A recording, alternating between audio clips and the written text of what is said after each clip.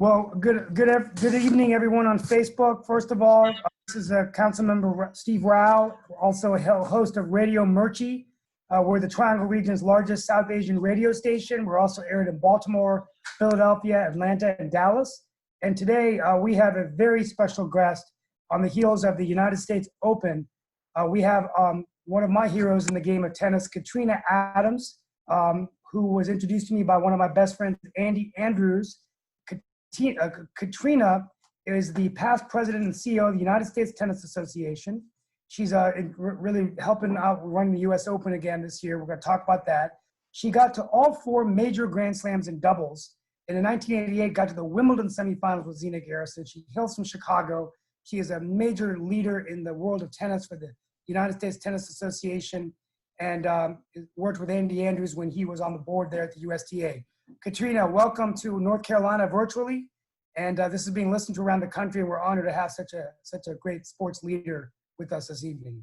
Thank you. Thanks for having me. So the way this is going to work, the first 14 minutes, we're going to be with Radio Mirchi, and then we're going to bring in Gary Jones for the Get With The program and have him sort of chime in with some questions. So welcome, Facebook. And if you're listening live, it's on 99.9 FM HD4, 101.9 FM, and 1490 AM. So, and you also can get everything streamed on your iPhone now. So tell me, Katrina, real quickly, I asked this with Andy Andrews last time, but you've had a great career in tennis. For those kids out there listening today who are in the heels of a pandemic, a bit of frustration with everything that were going on, what did tennis teach you about the game of life that you applied as you grew your career as an executive at the USTA and all the great things that you're doing? Well, that's a great question. The best thing about our sport of tennis is the life skills that we take from it, from all the training and the hours that we put into it. It's teaching us how to be disciplined. It's building our self-esteem, our self-confidence. It's teaching us how to be motivated, how to stay focused, how to deal with adversity, all the things that we're dealing with right now during the pandemic and everything that we deal with in life. And so when you look at obstacles that are put before you, for me, in a lot of ways, it's like a tennis match, being down break point and having to come back and get a first serve in, and that's what we're dealing with today. It's so many obstacles that are out there that are distracting us. We just have to stay vigilant in how we are reacting to situations, and staying focused on the end goal. Oh, that's a great answer. So let's talk about the pandemic, COVID-19, this terrible invisible monster, which has killed hundreds of thousands of Americans, many people getting infected all around the country and world. How has it been being a part of the USTA and having been a former player on the world tour to just see this pandemic affect the game of tennis? And then what went about with you all wanting to do the US Open, given the fact that we didn't have a French Open and we didn't have Wimbledon? Well, first and foremost, the unfortunate thing is not about how it's affecting the game of tennis, but it's how it's affecting lives around the world, and particularly here in America, with so many people being infected and so many lives being lost. So my heart goes out to all those that have been impacted by it, because I had it myself. I had it in early March. So I understand the severity of it and what it can cause, the anxiety that it can cause to the individual. Moving into sports, sports is typically our outlet, and it's something where we can go and kind of let loose and let out all of that anxiety. And we were without that for many months. So to see tennis reopen, the term that they've been using in the last month, it's been great. It's been great to see how all the mechanisms have been put in place and the protocols that have been put in place to try to make sure that they can protect the players and those that are involved in the events that we've seen, to make sure that no one can contract the virus in these particular environments. And they've done a really good job of that thus far. Yeah, I didn't go last year, but I went 2 or 3 years ago with Andy and some friends here. And so it's going to be hard to not be there. Hopefully I'll be there next year and we can meet in person. But what is it going to be like what's it like? I've been watching today the Western Southern Financial, which is usually in Cincinnati, they're playing in New York, but what do you think it's going to be like? What is it like for the players without fans? Well, I mean, as you see at the Western and Southern Open, there's a few fans in the crowd as far as their team, people that are, other players, their other coaches, and whoever are inside the bubble that have the ability to go out and watch the matches. So it's not like they're sitting in front of no one. There's a couple claps here or there. But, tennis, we grew up without fans, right? We grew up without crowds, from That's true. tennis to college tennis. When you played on the ITF, the USTA Pro Circuit, which is now the World Tennis Tour, you didn't really have a lot of fans. So this isn't anything new for the players. It's just kind of coming back down to earth and being a little more humble about the environment, but also being grateful. Will it impact some players? Absolutely. I mean, we've all, or I've been in that situation where a crowd has definitely lifted me up and given me the energy that I needed to get that second, if not third win. To get going over the hurdle or get over the hump. So it's definitely impactful, but the players have been in the environment for a couple weeks now. They get it. They understand the difference. And it's something that they're adapting to. And for the safety of everyone around, they're okay with it. That's great. Now, I'm just, before we talk a little bit about some of the USDA programs, what brought about the decision to hold the U.S. Open? Was it just a decision that you all decided that it's a big tournament? Obviously you're losing revenue and business from just not having fans there. It's just an amazing experience. Do you guys just decide you just want to have it? No, there's a lot that went into that. I mean, it's, first of all, is mitigating and making sure that we could provide a healthy environment, and that we had the protocols in place to make sure that everyone could be tested properly. And if there was a situation that could be taken care of and handled immediately. You also have to think about the fans that are in place. This is something that's viable for the sport, for the fans, and for our partners to make sure that we can hold a safe tournament. And there's a lot of other different mechanisms, other different scenarios and variables that were in place. And once all of those boxes were checked, then we were able to kind of move forward and put that plan in place. Stacey Allister, our tournament director, our new tournament director, has spent hours along with her team going over, crossing the T's and dotting the I's for a few months now, to make sure that this was something that we could do safely. And as you can see, we're on the heels of the U.S. Open starting on Monday, and on the toes of the U.S. Open starting Monday, and on the heels of the Western Southern Open finishing this weekend. A couple of more questions. One question that just came in: are there going to be ball boys and ball girls, or no, not this time? As you can see, there are ball persons that are at the tournament right now. On the main courts, there'll be on my understanding, is a full crew of them. On the outside courts, there will be minimal, one on each end of the court and one at the net. The most important thing that the U.S. Open, or the USTA, has done in preparing for this tournament is trying to minimize the number of individuals that are on the site at all times. So there are also less officials that are there because of Hawkeye Live. So there'll be less ball persons, less officials. There's a lot, as I said earlier, there's a lot of check boxes that have been ticked to make sure that they can have, the minimal amount of people on the grounds to get the maximum quality necessary to put on a great tournament. Okay, fantastic. First of all, Ted Reese says hi, and he says, thank you for your service and friendship. And he wants to know who are your picks for the 2020 men's and women's. Come on, Ted, why are you going to put me on the stand like that right now, I mean, it's anyone's tournament, really. I mean, but if you look at who's in form the week before the Western Southern Open, Naomi Osaka is really in great form. She's gotten better with each match. She looks great physically, so she's definitely a front runner. You can never count Serena Williams out when she's in a tournament. Physically, she looked really good last week. Just needs a few more matches under her belt.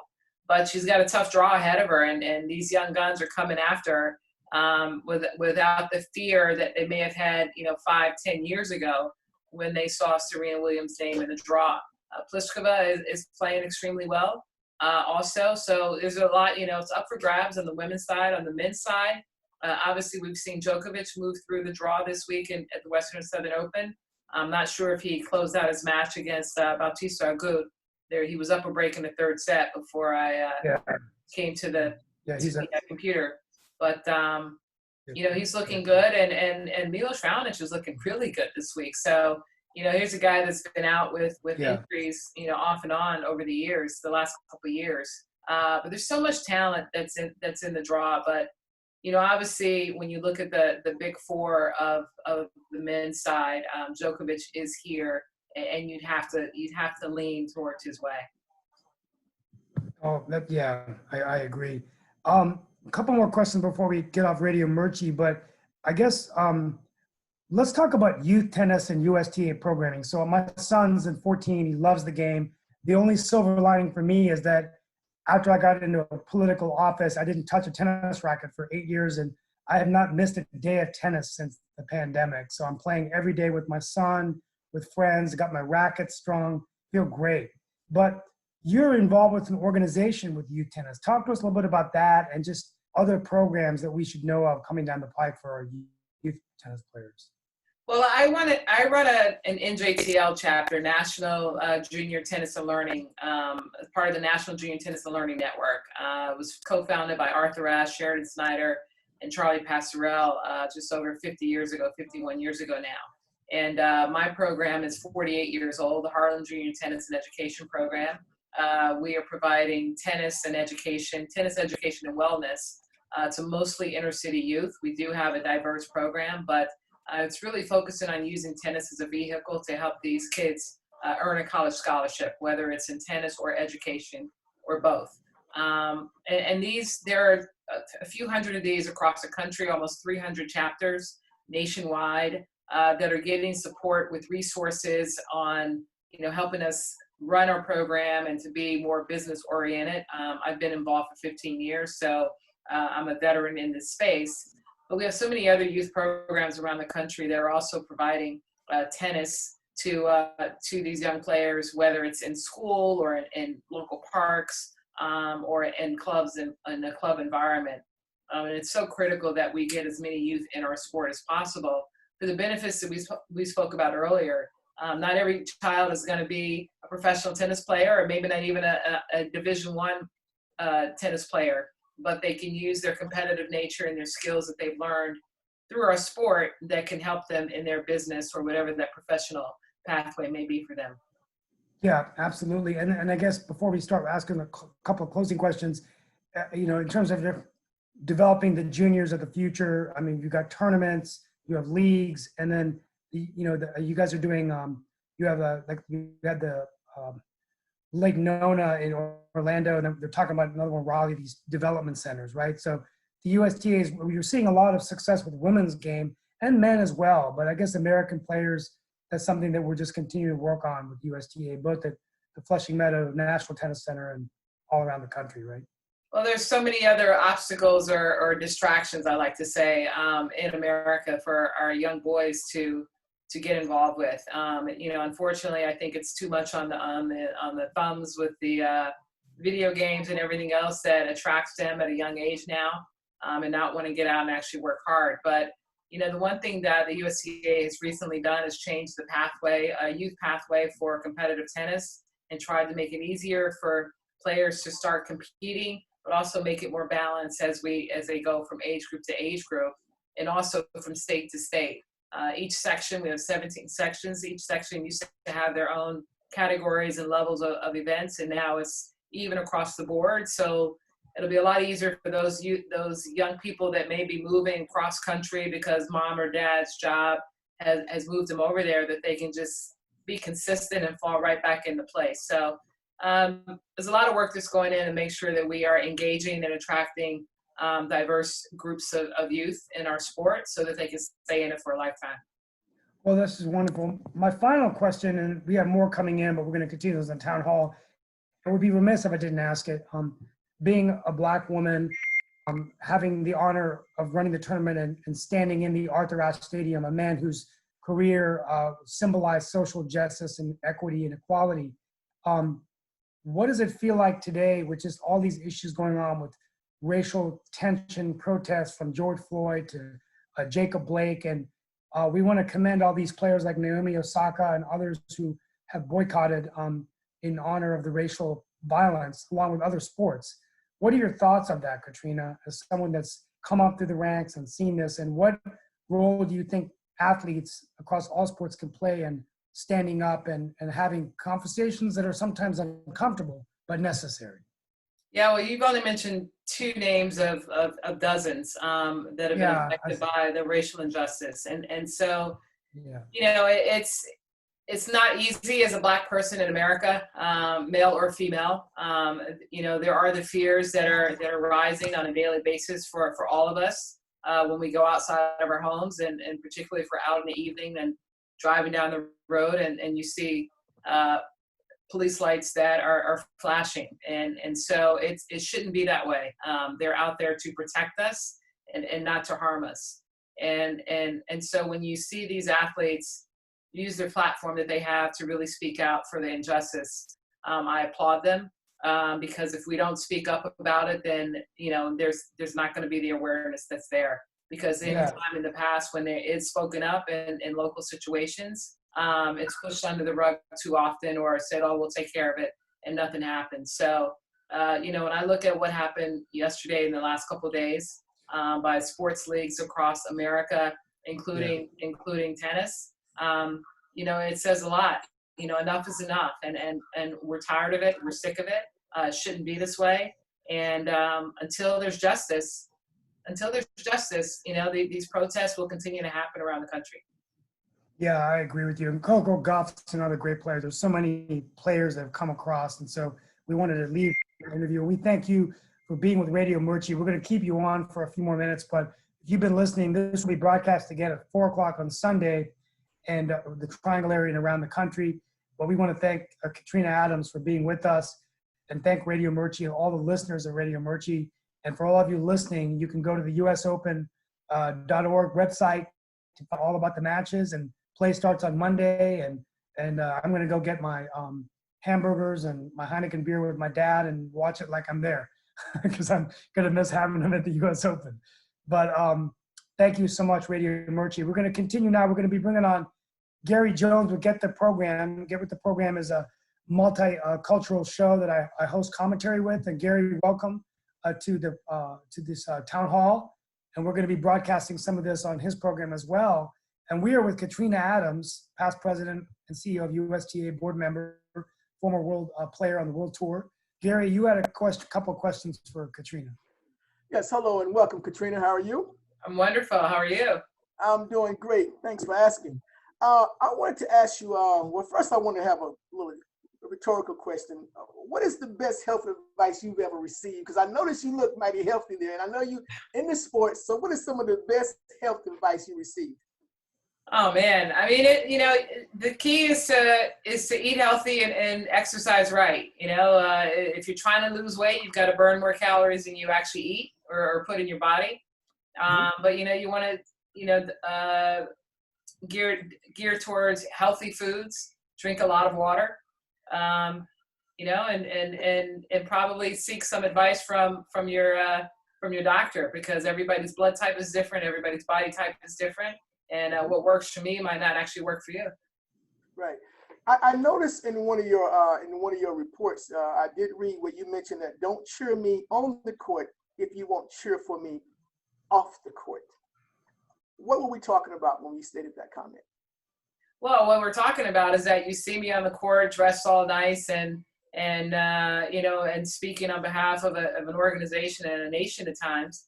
And you get much applause, but when you come off the court, you're invisible, or they see you as something less than in many people's eyes. So it's recognizing us for who we are as individuals, not for our titles. I heard one of my dearest friends talk about when they were an athlete for the Olympics. When they're wearing that USA basketball jersey and team outfit, that the whole country's cheering for them, but yet when they come back home or they're walking down the street, we see what's happening over and over again. And so it falls in line with that. And it's important that people see us as individuals and they see us as humans, and that they respect us, whether we are on stage or not. So, Katrina, so another question I have for you. What are some of the racial challenges that you have experienced as an African-American woman, particularly while you're in the sports arena? You know, it's the challenges have not been overt. It's a lot of undertone comments that are made that people think that they're actually giving you a compliment, and it's really not. You know, oftentimes I may come off the stage after one of my colleagues who it was a white male or maybe a white male in many situations. He has a great speech. People say, "Oh, that was a great speech. Really enjoyed the content." I come off and give a great speech, and this is, "Oh, you're so articulate. What do you expect from me to be?" And, you know, you didn't tell him that he was articulate. And people really think they're giving you a compliment, but it's really an undertone to say, "I didn't expect for you to speak so well," or "I didn't know that you were so intelligent or so smart or so bright," or what have you. So it's a lot of those things. Or you can be with other friends or colleagues, acquaintances, and maybe the topic of a racial topic will come up, and they'll say, "Well, I don't see you as black." And I'm like, "Well, what do you see me?" Because I'm a black woman first. And so those, you know, they think they're giving you compliments, and they're not. Okay. Now I have two more questions. The first one is, and Steve, both of you can answer this because you guys are tennis players.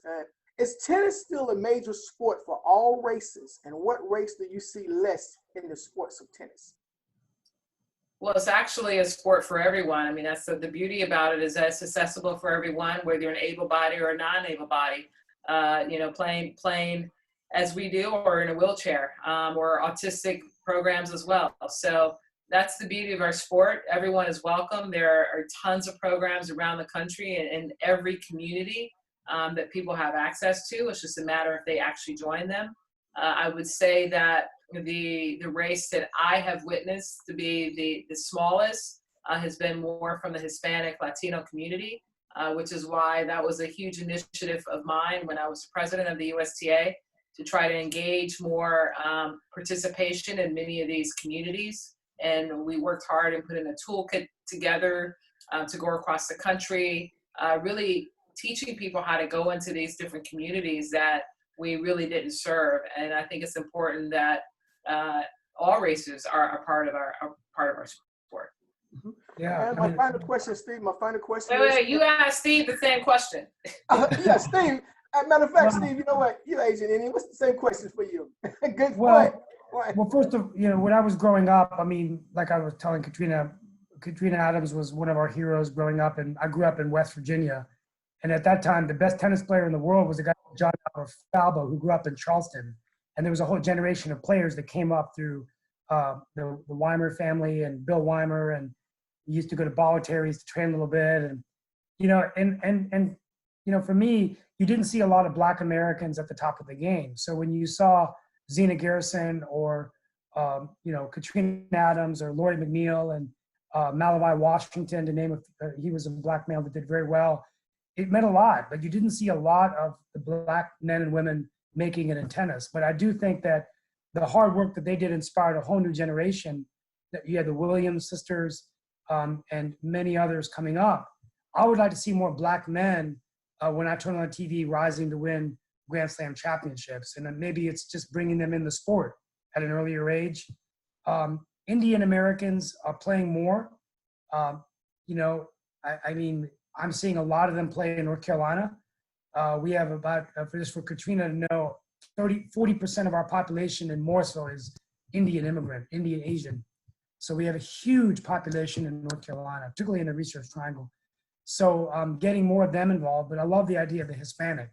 I don't see a lot of the Hispanic community, and I did follow that when Katrina was CEO of USTA, those efforts. So I think it's just making sure that we're giving the game the ability to play everywhere and anywhere, and also parks.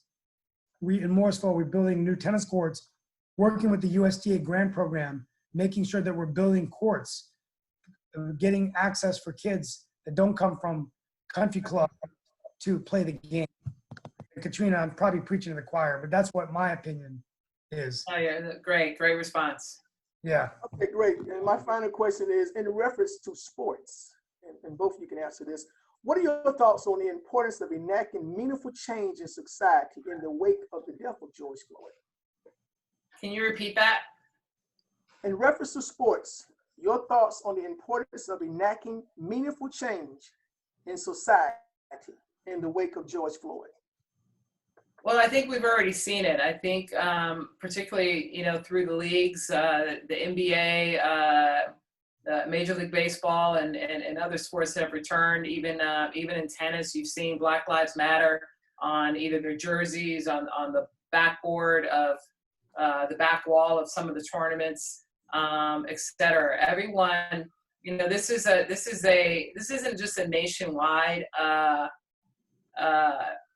message. This is global, and we saw people marching globally for this, and so the word is getting out. So when you look at the sports, I don't think the athletes are going to be stepping down or shying away from making their thoughts and their feelings be known, as they shouldn't. It's very impactful. I mean, Doc Rivers is a good buddy of mine, and to see him break down like that the other day, broke my heart. And so many of the other men that were out there just in tears talking about, we're tired of this, and to see this over and over again, and when are we going to be respected?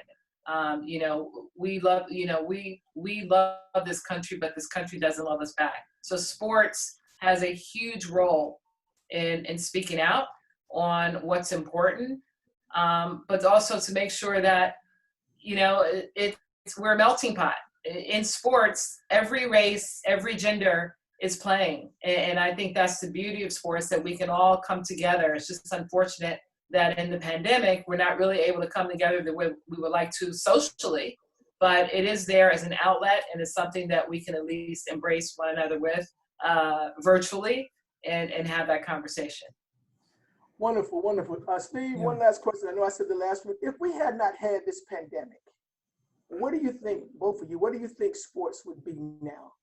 Because we know the racial things happened, and we saw a social divide beginning and sort of coming back together. Had we not had this pandemic, what do you think we would be now? Well, I mean, Gary, I think that this pandemic, unfortunately, has, let's start with the silver lining in the cloud. I think it showed the great heroes that step forward, whether it's first responders, healthcare providers, folks like Naomi Osaka, Coco Gauff, Katrina, all the leaders all the sports leaders, NBA, NFL, that are coming out and saying, we don't tolerate racism. And so, to me, I think it takes courage to not be silent and to speak out when you see injustice. So that from a racial, and I think the pandemic has pushed us to look at ourselves and really test what we're made of. I mean, we have a choice.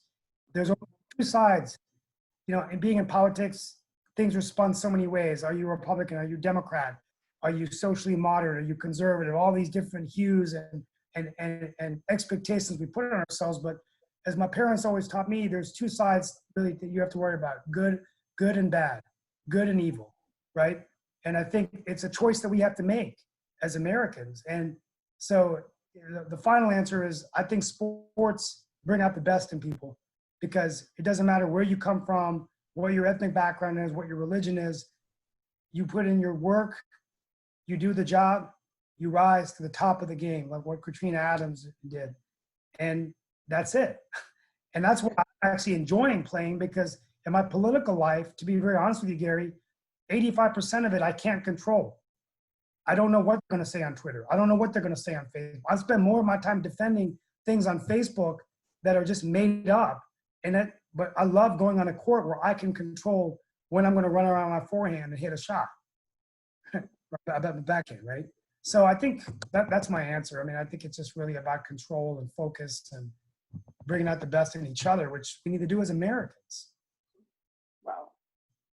Well, good. Thank you. That concludes me. But Katrina, thank you so much for your service. Thank you, both of you are tennis players, and I tried to play tennis some years ago, but I tell you, I commend you, because going up and down that court throughout the entire process, whoo! It will put you in shape. You need to get back out there and get back at it again. Well, we got a few more questions for Katrina before we let her go. We're cutting into her. Got a busy weekend this weekend. I had a question that came in about playing singles tennis on a standardized court or even doubles, how is that going to put anyone in danger of catching COVID-19? But that question's sort of redundant in that you tennis, as long as you social distance, you're apart, right? 6 feet. Yeah, but I mean, also too, you should know if you have it or not. So I mean, it's also being up on your own testing to make sure that you're negative before you even go out there and engage in any activity, and tennis is one of them. So I think the safety protocols that were put in place and rolled out across the country by the USTA provides the safest guidelines for everyone, but everyone has to be responsible for their own self and make sure that they're following them, and go out and have some fun. One final question, and we'll let you go, and then maybe share some final thoughts. But one of the things I love about the U.S. Open is the themes that you have every night. So, like, there was usually a recognition of a player, then you had a veterans night and different things. Are there going to be different theme nights this year, like a program before the matches? Well, you have 14 days and 23 sessions to tune in and find out. So you're not going to give it up. Okay. We definitely will continue to do some of the things that we've done, but I think there's a lot of things that will be even more enhanced visually, just because we can. Everyone is watching from home, so we want to make sure that they can tell the best stories possible with the best visuals possible to keep everyone engaged and entertained. The final thing, someone wanted to thank you for your work on gender equality. And so we want to thank you for that. Also, you ran the ITF, the Fed Cup. So thank you for that. And we didn't really talk about gender equality, but that's also really important. Well, I'm also the chair of the Gender Equality and Tennis Committee. So that's what they're referring okay. to. Well, we really appreciate that. Are there any final thoughts you want to share with us before we let you go? I know you got a busy 2 days before the U.S. Open officially begins. I appreciate, thank you for having me. Thank you for all those that have tuned in to listen or watch. We have to all stick together when it comes to our sport. We have to make sure that we're supporting the agenda of the sport and the initiatives that are out there. It's hard to please everybody, but when you know that everybody's working towards an end goal of being successful and engaging and attracting more players to our sport and keeping them in for a lifetime, that's the most important thing. But as we are watching the U.S. Open for the next 2 weeks, it gives you an opportunity to really reflect on your own tennis knowledge, your own tennis skills, maybe get out and play if you can, and hope that we can get through the next 2 weeks safely for everyone. Well, we want to thank you so much for being with us. We hopefully, when we get through the pandemic, we'd love to invite you to North Carolina to speak at an event. And then Andy and I have been, if he's been listening, Andy, we want to thank you for all that you do for tennis. We want to do like an exhibition with some players, to raise money for cancer or pandemic research or things like that. But we want to thank you. Just want to thank everyone for joining in. Just a reminder, we've got the voter education town hall on Monday night with the North Carolina Asian Americans together. And tomorrow there's a candidate town hall. Make sure you get out there and get registered to vote, get your absentee ballots in. And we pray for all of those affected by Hurricane Laura in the aftermath in Louisiana and Texas. And Katrina, all the best up there in New York. A prayer to all the players and their families and coaches. And we're in a perfect storm right now on all fronts, but we're going to get through it together. And we want to thank tennis for doing your part to giving us something to look forward to every night when we get home from a long day. Absolutely. Thank you for having me, and enjoy the next couple of weeks. You be safe, and we look forward to seeing you soon. I look forward to meeting you in person, hopefully this year. That will. Thank you. Thank you. Thank you. Thank you, guys, everyone. We'll be back. Thank you, Gary. Oh, you're welcome, Steve. Thank you, Katrina. Oh, Steve, Katrina, you still hit every now and then? Occasionally. I got bad knees right now, but yes. I had to ask that question, Steve. Yeah, no, I will always play, so that's not going to stop. Okay, thank you so All much. right, thank you, guys. Have a good night. Thank you. You be safe, okay? Bye. Thanks. Thank you.